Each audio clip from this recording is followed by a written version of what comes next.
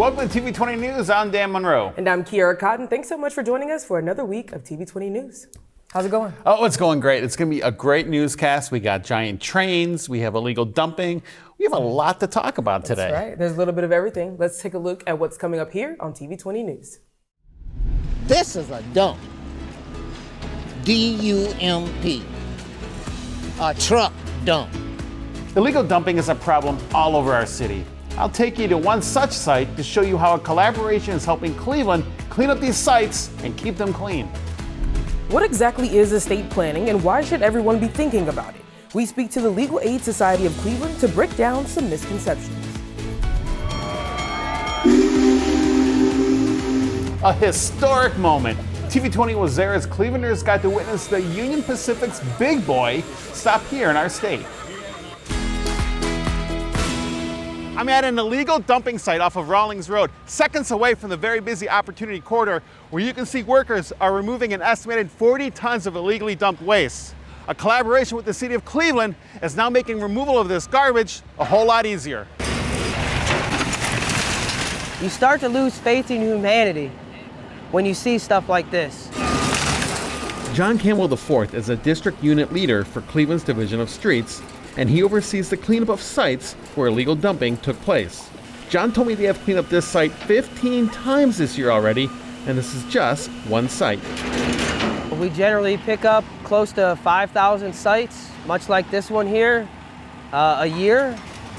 We generally grab about 7,000 tons, which is about 14,000 pounds of trash illegally dumped in the city. To deal with illegal dumping, the city of Cleveland has teamed up with the Western Reserve Land Conservancy, one of the largest conservation organizations in the region. With the Western Reserve Land Conservancy, it's been an interesting collaboration. We started working with them maybe 3 years ago, and they did a big dumping study all over the city. We've been able to kind of create a strategy around cleaning and greening, which involves first doing a dumping inventory, which is where we go out and actually record every incident of illegal dumping in a neighborhood. These are vacant lots that no one owns in the city. So what happens is they acquire them, they go and they do some things to make those prettier, nicer, and then those properties go back on the market, and maybe they're more appealing for someone to buy. These illegal dumping sites not only make for a horrendous eyesore, but they also affect local businesses, like nearby Riddall Farms. This is a dump. D-U-M-P. A truck dump. Brutally honest words from Uncle Walt Collins, the veterans rep at Riddall Green Partnership. This site butts right up to their property. Kima Durden, executive director of the Riddall Green Partnership, says a site like this can have an adverse effect on potential investors to their farm. We're trying to instill pride in the community. This neighborhood was once called the Forgotten Triangle because of illegal dumping. And since Riddall has been here for the last 15, 16 years, we've made it our effort to really clean the neighborhood up.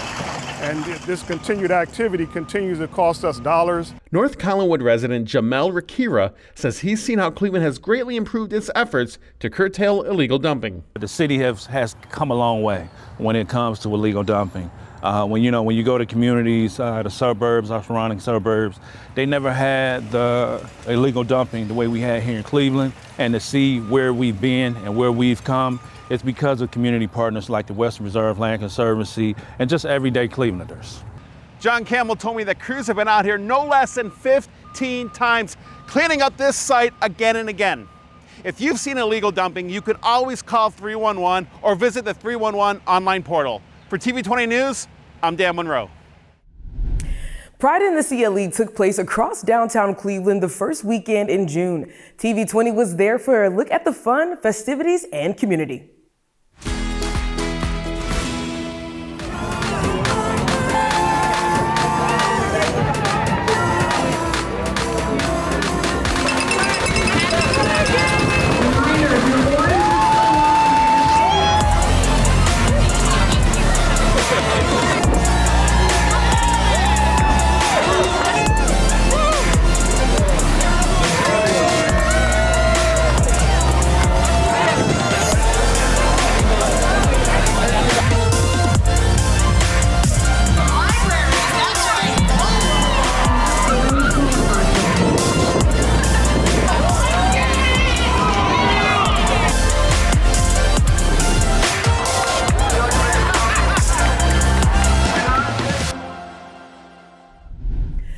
Clevelanders recently had the chance to witness the world's largest operating steam locomotive as it made a stop right here in Northeast Ohio.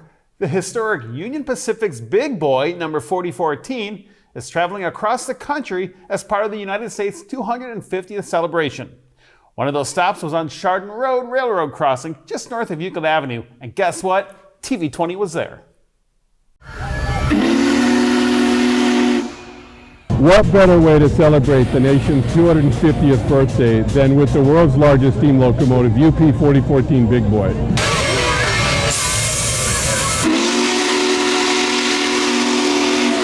It was built in World War II to move large, ungodly amounts of freight across the western United States, the hills of Montana, Utah, places like that. Stuff where you can't get locomotives of that time to just go. It was quite emotional, and it was quite wonderful to be able to bring so many generations together. The small children with their smiles, and the grandparents were there with their grandchildren, and it was quite amazing to see them binding and melding together and enjoying the event together.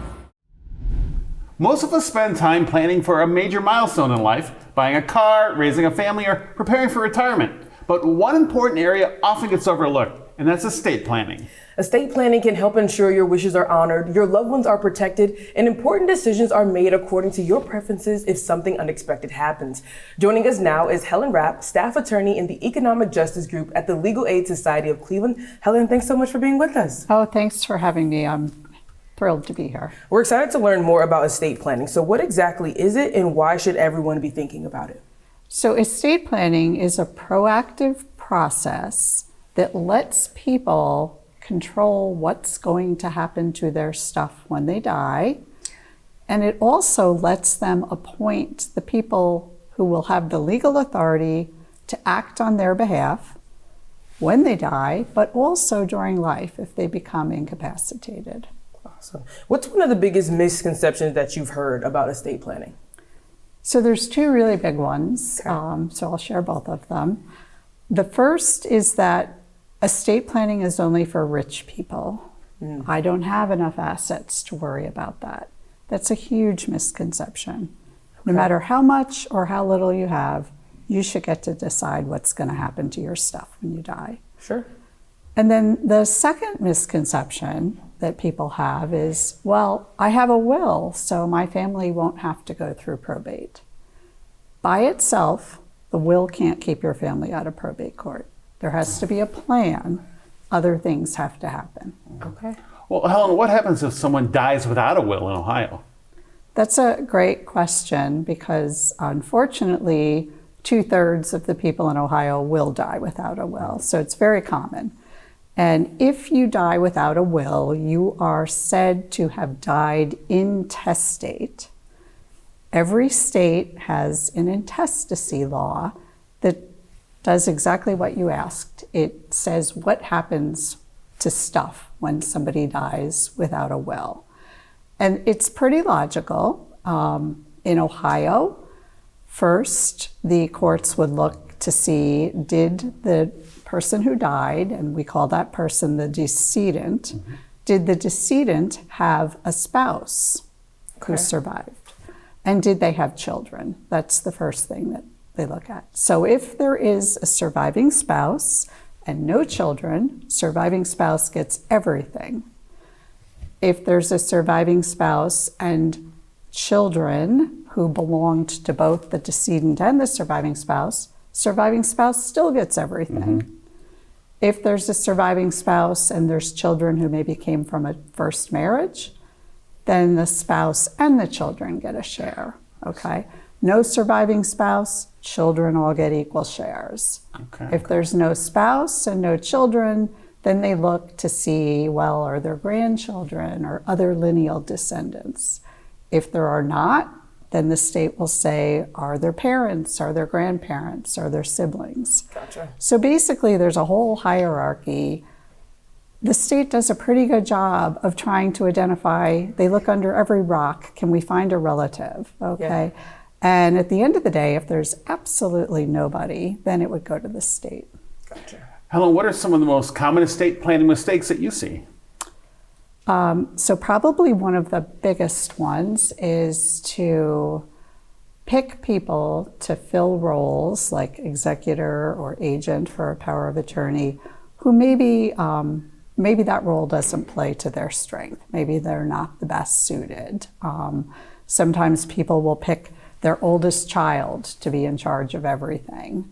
And maybe that person is a great person, but they fall apart in a crisis. They really should not be your healthcare power of attorney. Okay. So you have to think thoughtfully about who you pick to be in those roles. Another really big one is to not update your documents or your beneficiary designations. Somebody dies who you had named to be your executor, or they were going to be your power of attorney, or they were going to be your beneficiary, and now they're dead.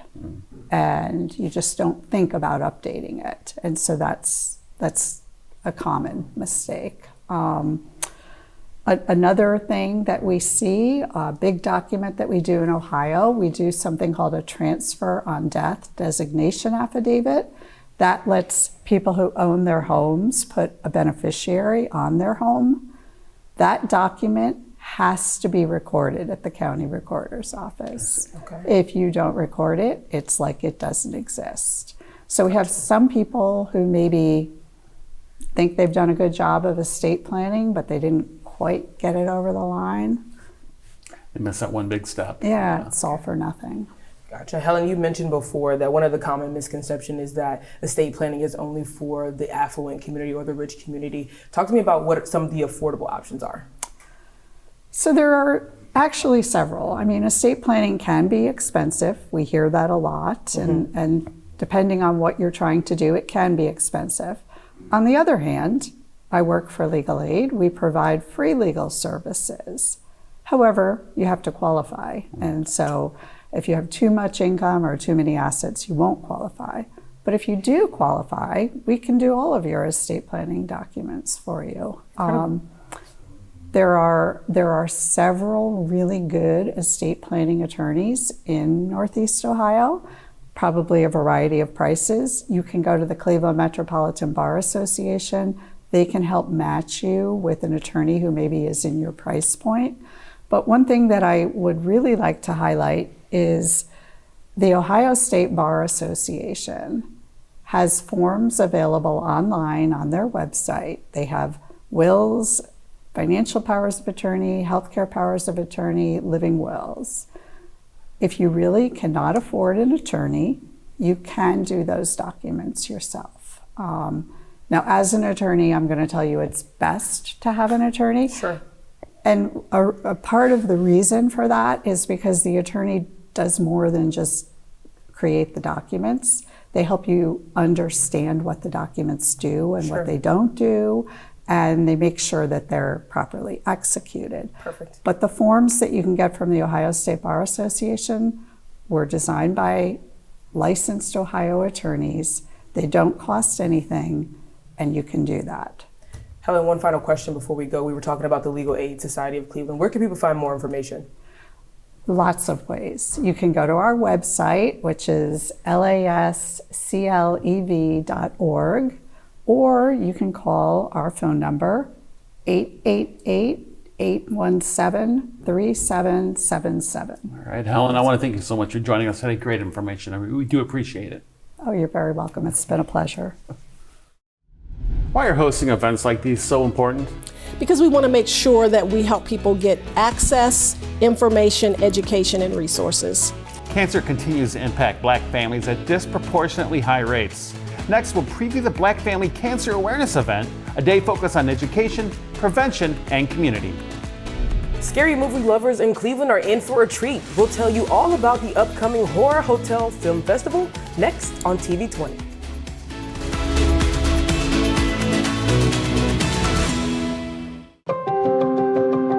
This is Cleveland. The people, the neighborhoods, the stories that make our city strong.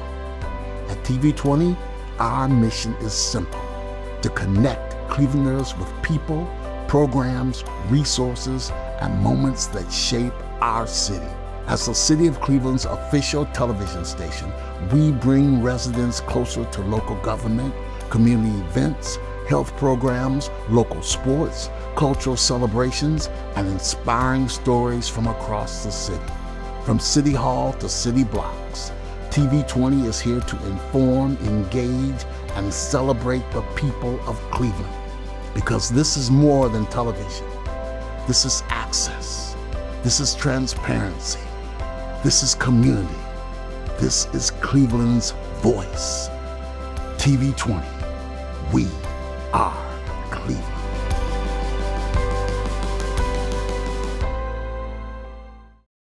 Welcome back to TV20 News. It was a day of awareness, support, and action. Children and community leaders came together at the Metro Health campus to mark Gun Violence Awareness Day. Every year we've been trying to bring people together to share resources, education, and support for those who have been affected by gun violence. We've been trying to build something that shows how much we support the community by giving them resources and connection with all of the organizations. This is not a Metro thing, this is a community thing. So we really want the community to be supported by giving them connection to whatever they might need for whatever stage of recovery and healing they might be in from the trauma of gunshots and gun violence. June is Gun Violence Awareness Month. Organizations across Cleveland are leading a month of free events focused on awareness and action. Saturday, June 13th, is the annual Survivor Walk starting at Stop and Save Mart that's located at 15637 St. Clair Avenue starting at 10 in the morning. Immediately after the walk, there will be a block party.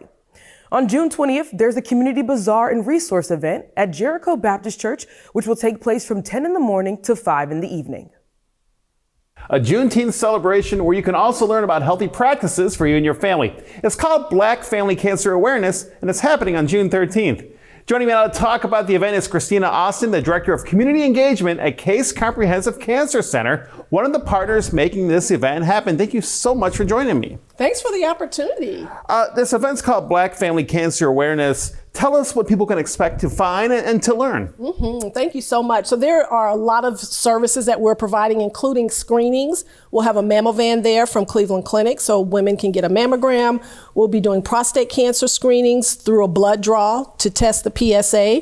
And then we'll also do some women's health screenings. We'll have the dental bus from Care Alliance there so people can come out and get a dental screening. So there's really a lot to offer as far as health and wellness. There'll be a women's health panel that will be moderated by Danielle Wiggins. And then we'll also have a men's health panel.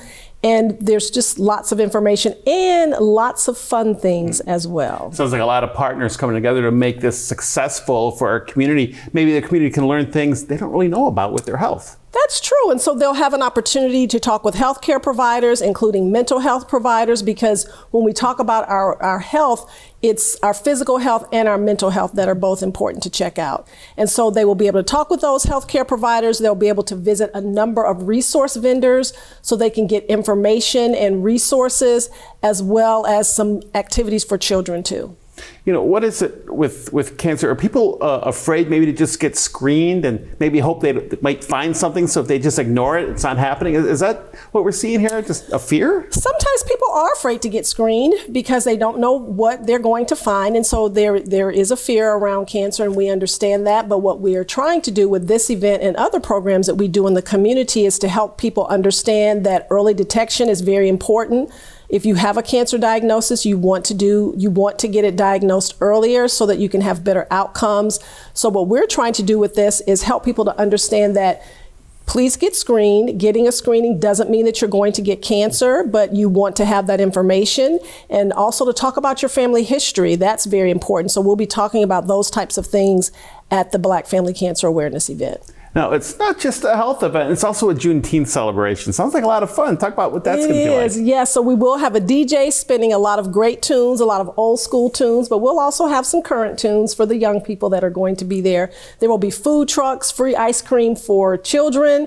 And one of the things that we're really looking forward to is a teddy bear clinic, because sometimes children are afraid to go to the doctor. And so we want to help put their minds at ease about what to expect when you go into a doctor's office. So some of our medical students from Case Western Reserve will be there at the Teddy Bear Clinic, and children are able to take their teddy bears through an x-ray machine or listen to their heart with a stethoscope, put a Band-Aid on a boo-boo. So that will be fun for them as well. Why are hosting events like these so important?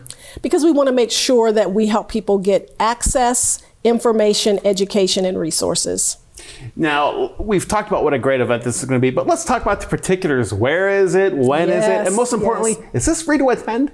Yes, it is free to attend on Saturday, June 13th from 11 a.m. to 3 p.m. at the Midtown Collaboration Center, which is at 1974 East 66th Street. We're going to be outside, but in case of rain, we'll be inside. And so we're just looking forward to people coming out. Now, if you would like to get a mammogram, I do want to give a phone number that people can call, and it's 216-444-2626. That's 216-444-2626, so that they can sign up for the mammogram. And when you call, or when individuals call, they just need to say that they're signing up for June 13th. And then if people have any questions about the event, please call us at 216-368-5773, 216-368-5773 for any other questions about the event. And we want people to bring their entire family. There is something for everyone. Something for everyone on Saturday, June 13th. We're so looking forward to it. Thank you so much for joining me today. I appreciate everything you do for the community. Thank you. And I do want to just say one other thing, too, about the city of Cleveland, because they will be there with their mobile unit where they're doing some screenings as well. So it's going to be a lot of partners working together. All right, Christina Austin, thank you so much. Appreciate it. Thank you. Horror movie fans in Cleveland had the chance to experience some thrills at the 15th Annual Horror Hotel Film Festival. TV20's Cornell Calhoun III sat down with festival organizers Johnny Wu and Tina Hobbs to learn what you can expect from this year. Joining me in the studio today are the award-winning filmmakers, Miss Tina Hobbs and Mr. Johnny Wu. Welcome to TV20. Thank you for having us. Thank you so much for having us. The dynamic duo, it must be time for the Horror Hotel. Yes. Absolutely. Tell us a little bit about the beginnings of this, quickly, about the Horror Hotel. So the Horror Hotel has been around for a very long time. The previous owner, Ray Such and Christina, has been a staple of indie film here in Cleveland, Ohio. Wow. So when Ray announced that he was stepping down from doing this, then Johnny pulled together a bunch of filmmakers to take over. And so this is what, our third year? Yes. Yeah, Okay. under new management. And 15th overall, 15th right? annual Horror Film Festival. Yes. Well, what's the challenge in putting together an international film festival? To organize the film submissions, to get judges to watch them or read them the scripts, so make sure that they can actually score them. So each film and script get up to 3 judges to score, which make it very difficult because everybody had no time to do so when they get busy. Right. So it become a begging, hey, you need to finish the judging, you need to finish the judging. What is done is the scheduling. We have a hard time. We spend 3 hours just to sit there to go through which film go to what day, what time. So that's take a lot of time. Then finally, let all the filmmakers know that they got it, they don't get it. If they don't get it, they get upset. They send you nasty emails. So you have to apologize and try the next year. They want to get it, they get excited, and they have to tell them where to go, what to submit, where to book your hotel rooms, and what schedule you're going to be at, and whether you want to be part of the panel discussion. So there's a lot of things involved. What impact do you hope that this horror film festival will have? And it's unique too because it takes place in a hotel, right? It does. Why a hotel and not a festival like a theater like most film festivals? It's because we call ourselves Horror Hotel Film Festival, so it's better to do it at a hotel. Not to mention, when you get there, you stay there, you don't go anywhere else. Yeah, you spend the whole 4 days with us, having a great time, enjoying horror film, going to the lectures, having party or a karaoke at night, have all the different kind of competition, like the monoline competition, special effect makeup competition, screaming kings and queen competition, and a whole bunch of others. Anything new in the festival this year that you haven't done in previous years? Yes, so this year, one of the newest competitions is our spooky horror costume competition on Sunday. So you get to get dressed up as your favorite horror whatever, and we have prizes for the winner. So that's new. And what impact do you hope that the festival will have on the Northeast Ohio family? Well, I hope that it just brings attention to independent film all over the world, but also kind of nurtures the industry that we have here in Cleveland, Ohio, because that's very important in bringing everyone together. But yeah, the networking, the films, the panels are educational, so it all works together to just kind of keep us going in the right direction. We also have also something new, the bingo program that she thought about it, and I think it's a great idea. So we're gonna implement that. It's networking bingo on Thursday. And it is a way to help people mingle. So it is a way to encourage you to introduce yourself to screenwriters and filmmakers, and you mark it off on your little bingo card, and once you get your roles, you get a prize. So. And how do you balance international films with giving local filmmakers an opportunity to, submit and enjoy the festival? That's a very tough one. There is a lot of films locally, so it's internationally speaking, are extremely good. So we weigh in the sense of how we can balance out in the sense of whether or not they can come to the festival. So we give them a certain prime time. And then Ohio Films, it's throughout the whole day. Thursday, Friday, Saturday, Sunday, all gonna have Ohio Films no matter what. So we try to do that. It's a balancing act, the way to do. The 15th annual, huh? Yes. So everybody needs to get to the Crown Plaza, Cleveland Airport Hotel. Yes. And what's the dates again? June 18th through the 21st. June 18th through 21st. Yeah, Thursday through Sunday. So. Thank you so much for being on the show. Thank you for having us. Thank you. Thanks for having us. Our pleasure. More than 300 youth with the City of Cleveland Division of Recreation softball and baseball program received cleats donated by the Cleveland Guardians. They give us everything from our uniforms to all the equipment, and then in addition, the cleats that we're giving away today. It's going to allow our youth to step onto that field knowing that community partners support them and value them, not only on the field, but give them a sense of pride. Cleveland is in our name. Cleveland Guardians, Cleveland is in our name. It's important for us to support anybody that wants to grow the game with us. We want to be a part of that. As opposed to kids just going home and playing video games or whatever, they came here to the rec center, they were excited. The donations happen through a nonprofit that Guardians work with called Pitch In for Baseball and Softball.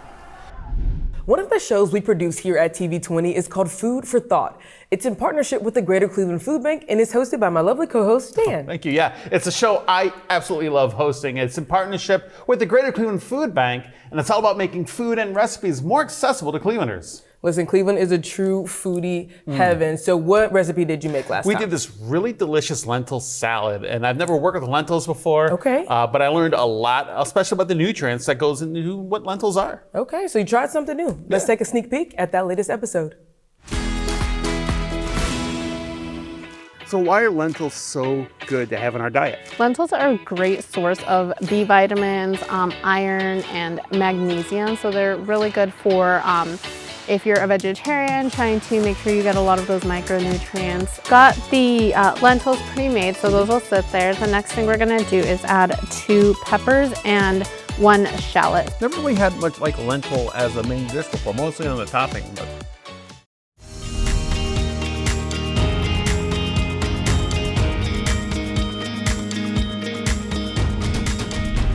It's a citywide campaign with the Cleveland Public Library that celebrates people, neighborhoods, and stories of Cleveland.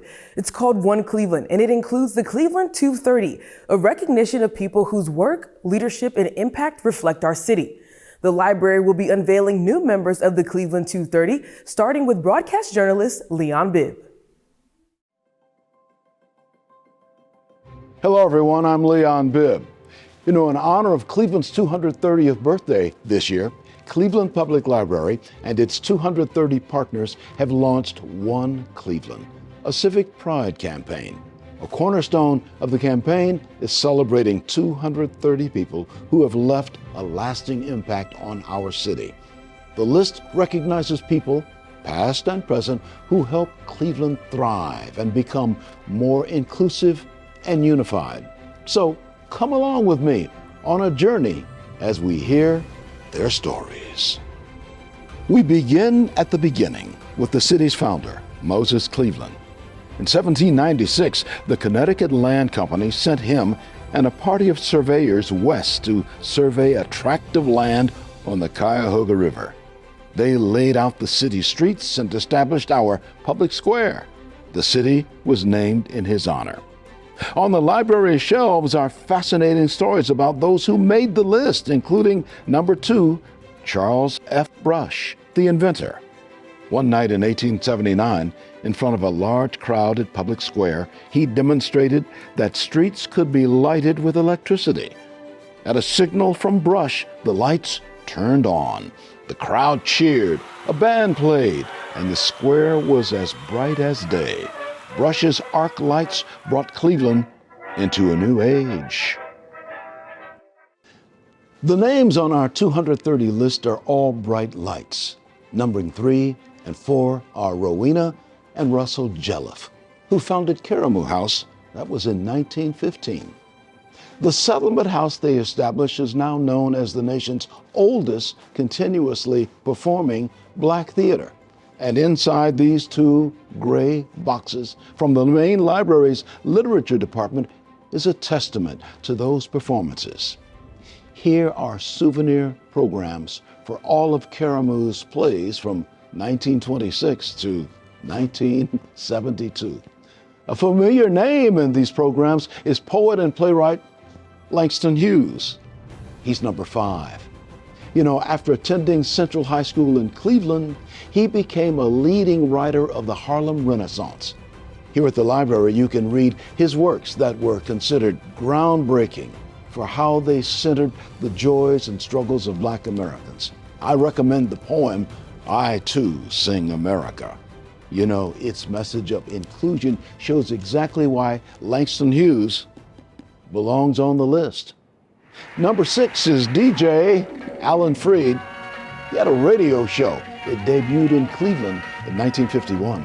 Alan Freed played a new brand of music called rock and roll that attracted interracial audiences. Freed organized the world's first rock concert, the Moondog Coronation Ball. That was in 1952. It was held at the Cleveland Arena. Number 7, Loganberry Books owner Harriet Logan. She was nominated for how she uplifts marginalized voices by featuring people of color, women, queer folks, and other underrepresented communities in the store and at events. Number 8 is Lisa Wong, president of OCA Asian Pacific American Advocates and co-founder of the annual Cleveland Asian Festival. Lisa exemplifies what it means to be an advocate and a resource. At number 9, the community has nominated the Red Coat Volunteers. You know the Red Coats, these 2,000 wonderful, welcoming Playhouse Square greeters and ushers have donated more than 145,000 hours of their time collectively to enhance the theater experience for guests. Now, number 10 is a man known as Mr. Cleveland, Dick Pogue, senior advisor with the Jones Day Law Firm. He was nominated for his decades as a civic, business, and philanthropic leader. He has helped our city thrive by establishing numerous public-private partnerships and opened doors for many, many people. These are the first names on our 230 list. There's much more to come. Each week we'll share more names and show how they left a lasting mark on Cleveland. By the way, you can follow along on the library's social media channels and on cpl.org, where you can also find a list of recommended books and resources. Thanks for watching. Appreciate that. I'm Leon Bibb. Kiera, I can't believe we're already halfway through June already, right? Yeah, time is absolutely flying. But again, we had so much in this newscast for folks to do and to take advantage of. So hopefully we're using the summertime wisely. Yeah, a lot of great information for you out there. Thanks for watching TV20 News. You can follow TV20 Cleveland on Instagram and Facebook, or subscribe to our YouTube page. You can also watch our live stream on clevelandohio.gov/TV20. I'm Kiara Cotton. I'm Dan Monroe. We'll see you next time.